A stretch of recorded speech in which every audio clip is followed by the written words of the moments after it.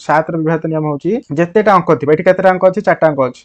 6 2 6 5 4टा अंक अछि तो एकक अंक कोटा एकक अंक रे की अछि 5 अछि तो एकक अंक रो 2 गुण माने केते 10 हे जो एकक अंक को 2 गुण करी बाकी जो अंक बला केतेटा अंक बला 3टा अंक बलिला 6 2 6 माने 626 बलिला 626 रो माइनस कर दबो एकक अंक रो 2 गुण करी की बाकी जो अंक गुडी रहिला ताकू नै गठित संख्या रो माइनस कर दबो माने 626 रो केते माइनस करिवि 5 रो 2 गुण माने एकक अंक रो 2 गुण केते होची 10 होची तो म 10 को माइनस कर देबी केते पाइली 616 पाइली तो देखो एटा तथापि टिके बड़ हे जाउची तमे रिपीट करी करी चलिबो रिपीट माने कोन पुणी देखो एकक अंक की 616 एकक अंक होची 6 तो 6 रो 2 गुण केते 12 बाकी को दिटा अंक बलला आ 6 1 अंक बलला 6 1 को नै गठित संख्या होची 61 61 रो माइनस करियो 12 एकक अंक रो 2 गुण 12 हे गला 6 होची एकक अंक तो 61 रो 12 गले केते हमें 49 पाइला तो मन रखिबे 49 टा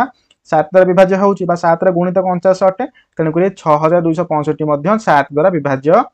हेबो।